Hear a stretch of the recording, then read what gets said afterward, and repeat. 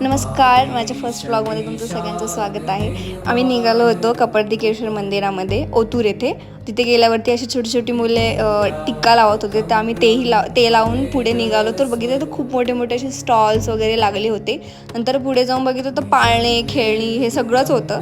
नंतर हारफूल घेऊन गेलो मंदिराच्या इथे. तिथे गेल्यावरती बघितलं तर इतकी खूप म्हणजे खूप गर्दी होती.